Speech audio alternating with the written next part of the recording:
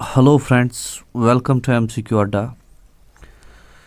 This is part 3 of ratio and proportion. इससे पहले जो है हम 2 पार्ट्स अपलोड कर चुके हैं।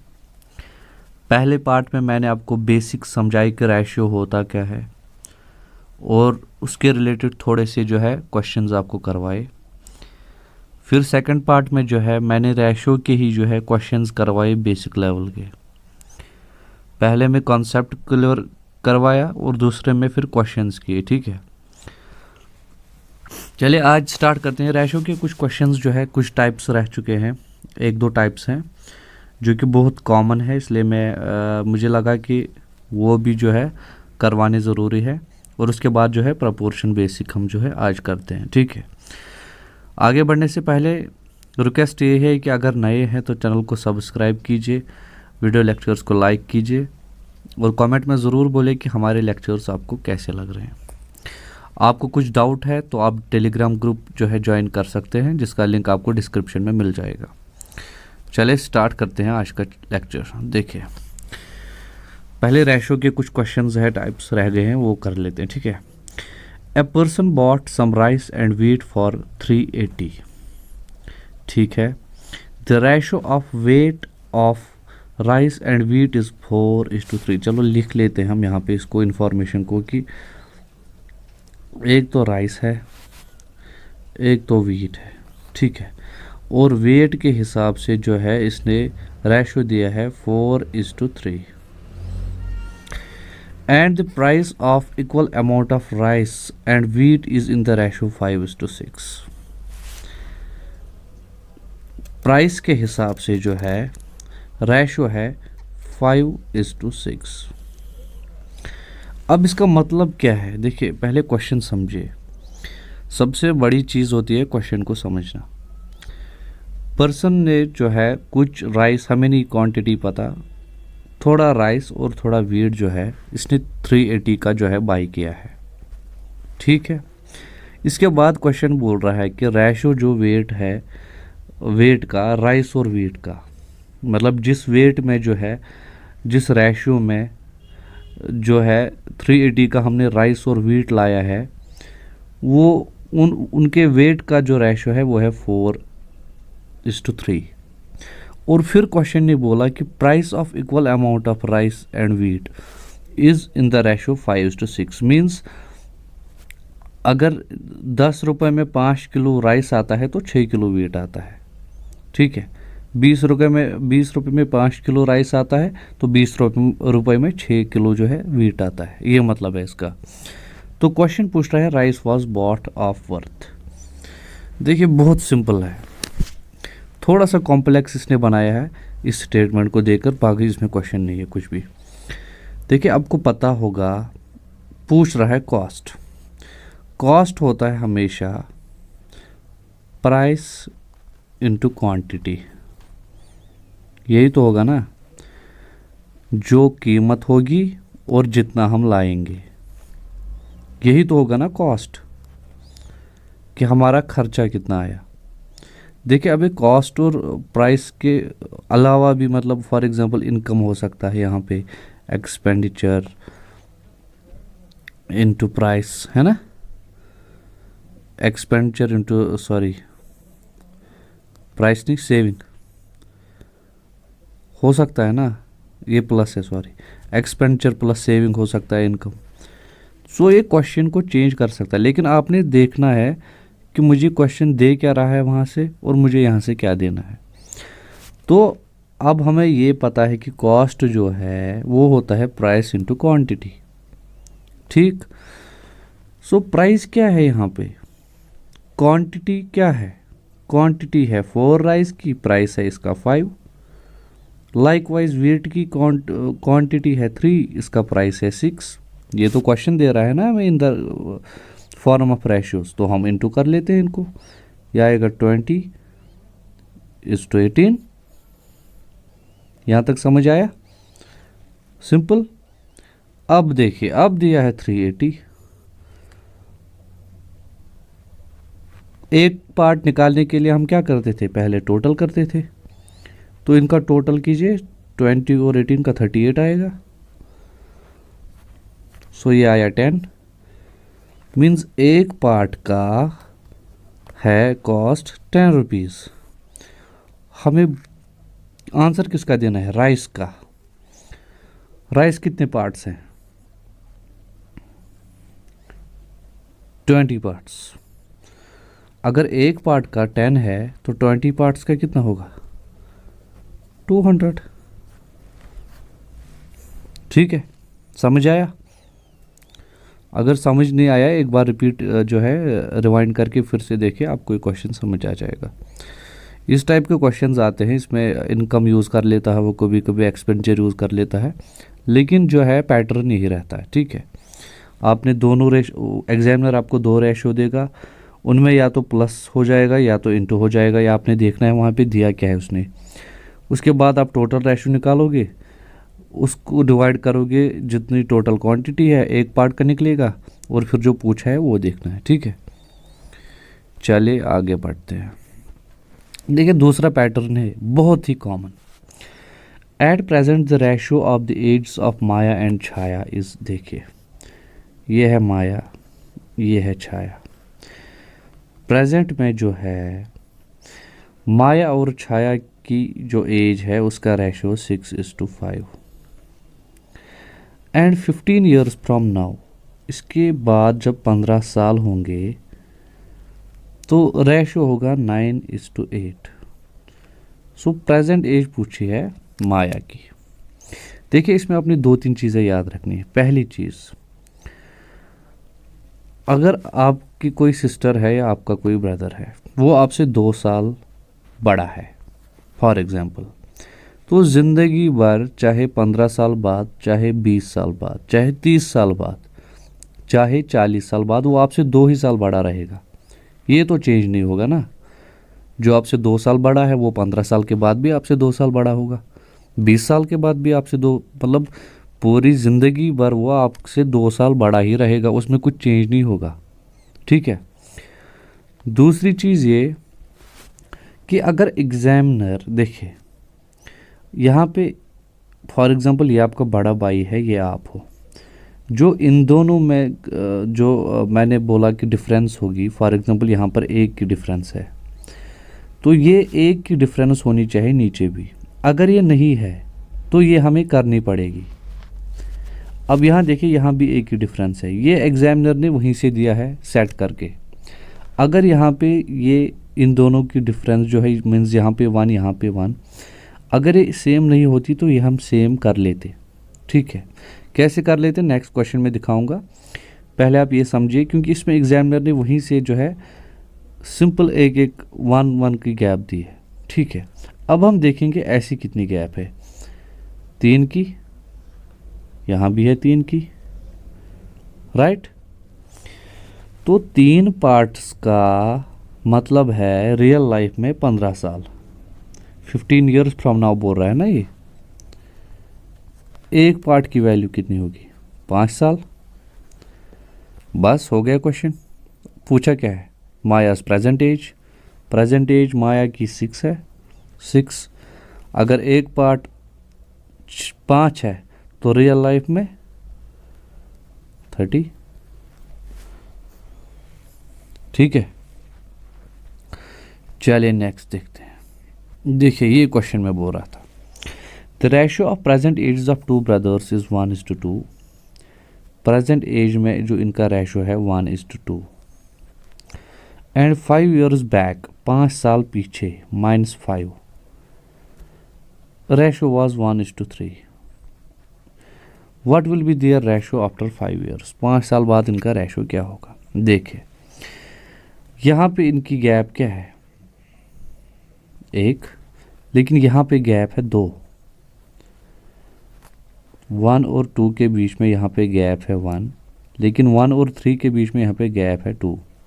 तो मैंने आपको अभी समझाया कि अगर आपके भाई और आप में डिफरेंस 1 साल का है तो वो डिफरेंस हमेशा सेम रहेगा ज़िंदगी भर। सो हमें इस चीज़ को सेम करना पड़ेगा। पहले सेम कैसे करेंगे?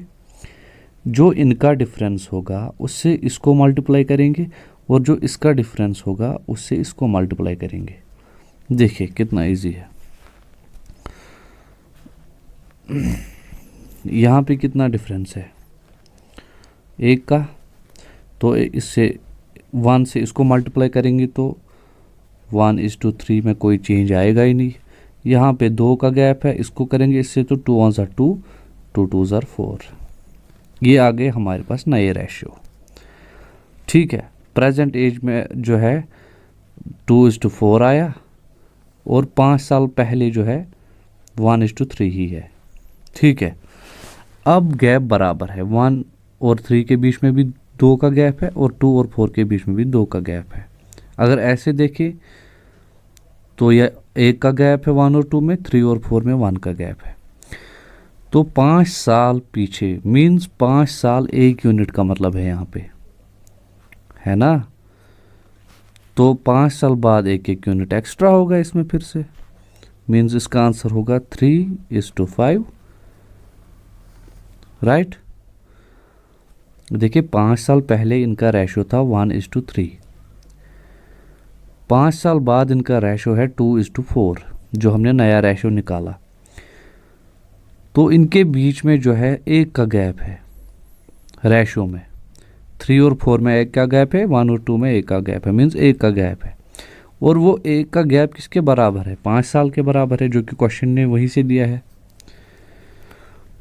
तो इनके 5 साल का फ़र्क है, तो फिर से 5 साल बाद फिर से 1 इसमें ऐड हो जाएगा, तो 3 और 5 इसका आंसर हो गया। ठीक है, अब आते हैं हम नए टॉपिक पे जो है प्रोपोर्शन। देखिए जब हम दो चीज़ों को कंपेयर करते थे एक्स और वाई को, इसको हम रेशियो से कंपेयर करते थे, लेकिन जब हम रेशियोज़ को कंपेयर करते हैं तो हम प्रोपोर्शन का यूज़ करते हैं।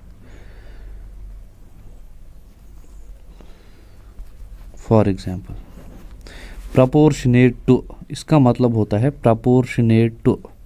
ठीक है, और इसका मतलब ये भी होता है कि x upon y is equals to z upon a, और इसका मतलब ये भी होता है कि y z is equal to ax। ये मैं समझा रहा हूँ यहाँ पे इन दोनों वैल्यूज़ को लेकर। चले हम आगे चलते हैं, आपको समझ आ जाएगा थोड़ा। देखिए क्वेश्चन ने दिया है question mark ratio 4 is proportionate to 48:16।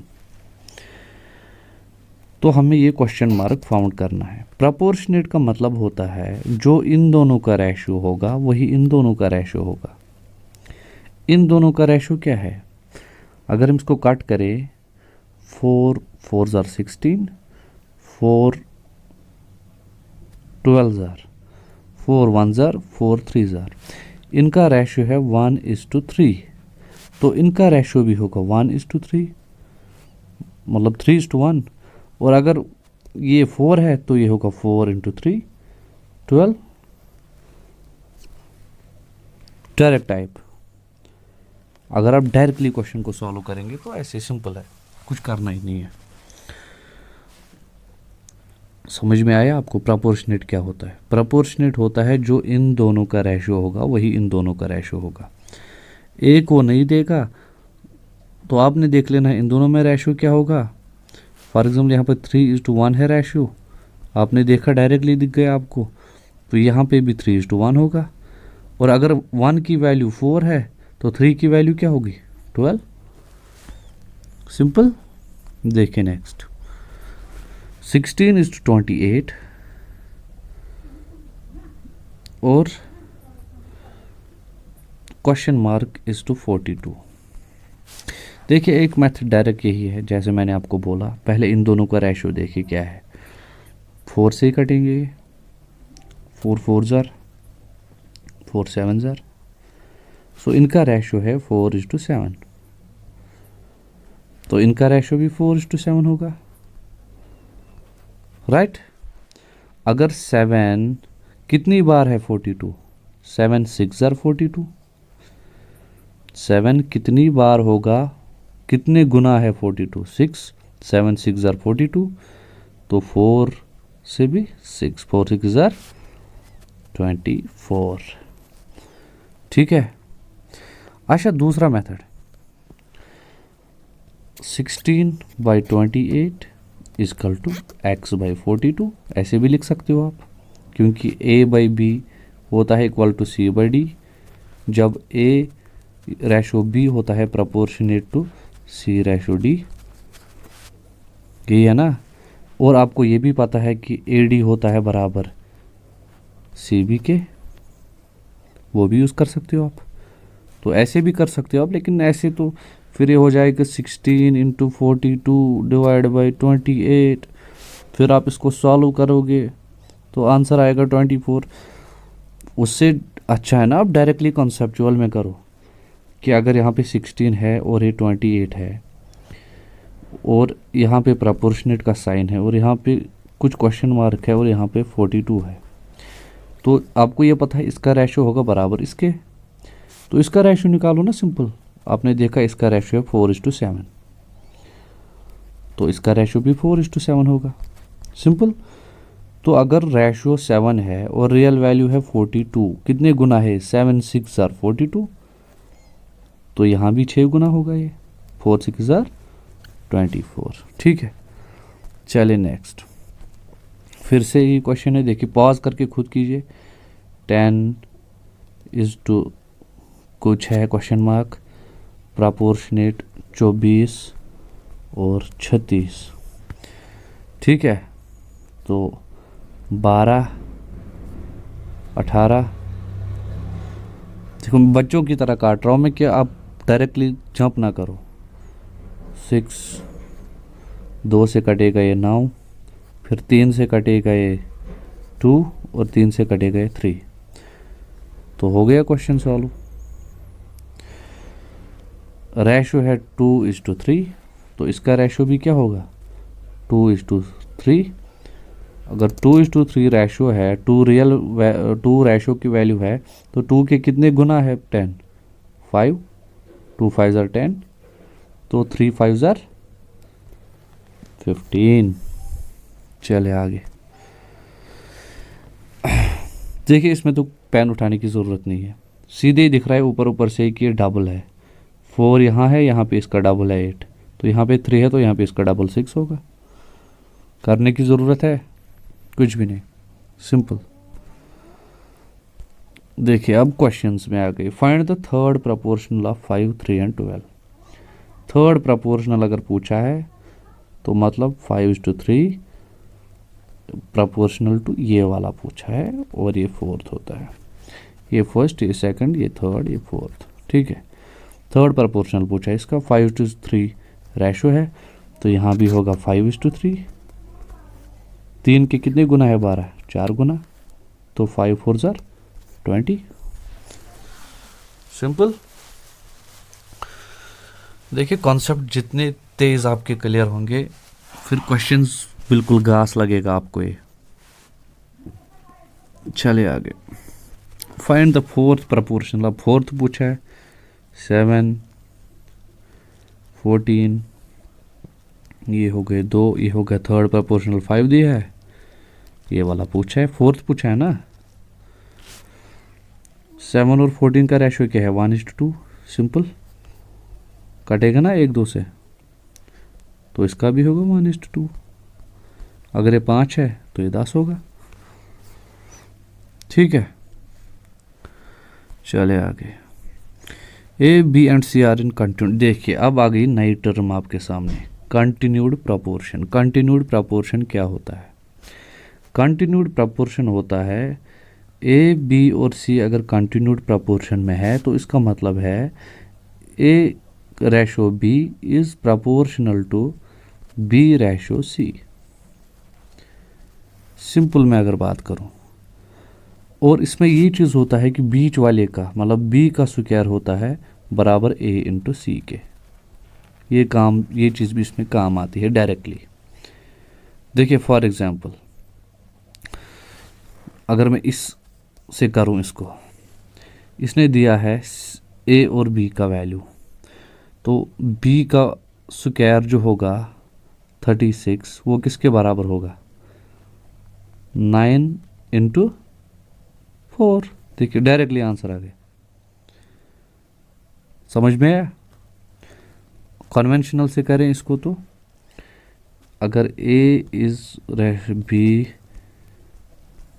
B C, ये है ना क्वेश्चन, तो ए की वैल्यू क्या है 9, बी की क्या है 6, यहाँ पे क्या है 6, ये वाला पूछा है। सो क्या है यहाँ पे रेशो 3 2 6, 3 3 9, 3:2। यहाँ भी रेशो क्या होगा 3:2। 3 के कितने गुना है ये दुगना, 3 2 6, तो यहाँ भी क्या होगा दुगना 4 इसका आंसर आएगा। और अगर डायरेक्टली करूँ मैं, जैसे मैंने बोला कि बी स्क्वायर होता है जो बीच वाला होता है, इस जब कंटिन्यूड प्रपोर्शन हो तो B square is equal to A into C. B का वैल्यू हमें पता है 6 का स्क्वायर होता है बराबर ए है 9 इंटू क्या सी हमें निकालना है, तो 36 equal to 9 into question mark, तो डायरेक्टली निकल जाएगा ना 4। ठीक है, चले आगे। If two numbers are 4 and 8 the first proportionate. ठीक है, देखिए एक चीज़ आपने ध्यान रखनी है, जब दो number they, for example first proportionate पूछा है और 3 नंबर दे 4 8 और 12, इसका मतलब है कि आपको ये वाला नंबर निकालना है, राइट। लेकिन जब दो ही नंबर दे और फर्स्ट प्रपोर्शनेट पूछे तो मतलब कंटिन्यूड प्रपोर्शन में है ये। ठीक है, देखिए कैसे 4 और 8 दिया है, पहला प्रपोर्शनेट पूछा है, तो क्वेश्चन मार्क इज 4 और 4 8, यही तो होता है ना कंटिन्यूड प्रपोर्शन। तो देखिए 4 1 ज़र 4 2 ज़र 1:2 रेशो है, दुगना है ये, 2 2 ज़र 4, तो ये होगा 2। ठीक है, चले आगे। Find the mean proportional. देखिए अब नई टर्म आई मीन। अगर पहली टर्म निकालनी हो, फॉर एग्जांपल ये 3 है, ठीक है, अगर बोला है फर्स्ट तो पहला फर्स्ट प्रपोर्शनल, तीसरा वो बोलेगा तो थर्ड प्रपोर्शनल, और अगर बीच वाला बोलेगा तो इसको बोलते हैं मीन प्रपोर्शनल। सिंपल, आपने याद रखना है। ठीक है, ये टर्म्स वो यूज़ करता है जब कंटिन्यूड प्रपोर्शन होता है, मीन्स ए रेशो बी होता है बराबर बी रेशो सी के। ठीक है, चलिए क्वेश्चन सॉल्व करते हैं। मीन प्रपोर्शनल पूछा है, देखिए कुछ करने की ज़रूरत। मीन प्रपोर्शनल मीन्स बी, अगर ए बी और सी है, मीन का मतलब तो बी हुआ ना, B square is A into C. ठीक है, सो बी स्क्वायर ही पूछा है, ए इंटू सी 0.4 इंटू 0.9 क्या होता है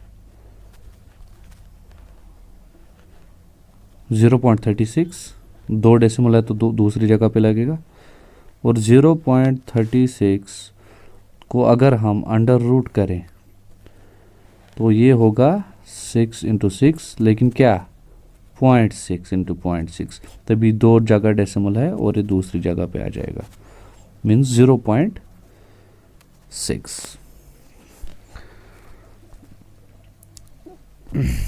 What is the third proportional of numbers 4 and 48? Third proportional पूछा है, मीन्स 4:48 जो है वो 48, sorry wait a second, means 4:, third पूछा है ना, 48 जो है वो है प्रपोर्शनल 48 क्वेश्चन मार्क, ये पूछा है ना। तो देखिए 1 ज़र 2 ज़र 1:12 है रेशो, तो यहाँ भी क्या रेशो होगा 1:12। अगर एक की वैल्यू 48 है तो 12 की वैल्यू क्या होगी इंटू 48, तो 12 इंटू 48 कीजिए, 48 2 8 ज़र 16, 8 1 ज़र 96, 4 2 ज़र 8, 4 1 ज़र 4, 6 17 5 5 7 6। ठीक है, what should be added in 51 41 51 50 and 60 so that they become proportionate। देखिए इन क्वेश्चंस में आपको डायरेक्टली मैं दिखाता हूँ इसका इलाज क्या है। 41/51 और 50/62 है। क्वेश्चन बोल रहा है कि इनमें क्या ऐड किया जाए, मतलब क्या plus x plus x plus x और प्लस एक्स, इनमें क्या ये इस x की वैल्यू क्या है कि ये प्रपोर्शनेट बन जाए। इस क्वेश्चन में आप डायरेक्टली ऑप्शंस यूज़ कीजिए, देखिए कितना इजी हो जाएगा। अगर हम 8 लें पहले तो 48 + 1 हो गया 49, 51 + 8 हो गया 59, ठीक है। और यहाँ हो गया ये 58, ये हो गया 70। तो क्या कुछ निकलता है इनका रेशो? नहीं, 49 59 तो मिलते ही नहीं है आपस में, ना ही 49 और 59 मिलते हैं, तो क्रॉस। दूसरा ऑप्शन यूज़ करो ऐसे ही, 6 ऐड करो, 47 57 47 57 है कुछ नहीं है। 4 यूज़ करो, 41 हो जाएगा 45, 51 हो जाएगा 55, यहाँ हो जाएगा 54, यहाँ होगा 66। देखिए अब कुछ बात बन रही है, ये 11 से कटेगा, 11 पंजे 11 छठे, और ये हो जाएगा 9 5 45, 9 6 54, तो 4 आंसर, ठीक है। चलिए इसी टाइप का क्वेश्चन है, आपके लिए होमवर्क है। इसमें बस यही देखना है, सेम है जैसे वो है, लेकिन इसमें सबट्रैक्ट क्या करना है वो देखना है आपने। ऑप्शंस का यूज़ कीजिए, मुझे आंसर चाहिए टेलीग्राम ग्रुप में। ये था आज का सेशन। आज हमने प्रोपोर्शन का जो है बेसिक्स देखा, और रेशो के कुछ क्वेश्चंस जो हैं, 1-2 टाइप्स रह चुके थे वो मैं करा चुका हूँ। सो कल जो है इसका और एक पार्ट आएगा जिसमें हम प्रोपोर्शन के थोड़े से लेवल अप क्वेश्चंस करेंगे और रेशो के भी मिक्स लेंगे। कल ये आपका रेशो प्रोपोर्शन जो है ख़त्म हो जाएगा, ठीक है। अगर आपको कुछ डाउट है तो टेलीग्राम ग्रुप में ज़रूर पूछिए, मैं वहाँ पे जो है आंसर करूँगा आपको। और रिक्वेस्ट यही है कि अगर चैनल पर नए हैं तो चैनल को सब्सक्राइब कीजिए, अपने फ्रेंड्स के साथ शेयर कीजिए। बहुत मेहनत लगती है आपके सामने ऐसा कंटेंट, चाहे जीएस में हो, चाहे मैथमेटिक्स में हो, या अभी रीजनिंग आने वाली है, तो बेस्ट कंटेंट लाने के लिए जो है मेहनत भी उतनी लगती है, ऐसे ही नहीं बनता ये। सो रिक्वेस्ट यही है कि फ्री कोर्स है, आपको फ्री में घर बैठे, जिस बच्चे को कोचिंग अफोर्ड नहीं कर पाता, जो कोचिंग अफोर्ड नहीं कर सकता, बुक्स अफोर्ड नहीं कर सकता, हम आपको घर बैठे ऐसा मटेरियल दे रहे हैं। तो रिक्वेस्ट यही है कि आप जो है इन रिटर्न बस चैनल को सब्सक्राइब कीजिए, अपने फ्रेंड्स के साथ शेयर कीजिए, इतना मांग रहे हैं। चलिए, थैंक यू वेरी मच।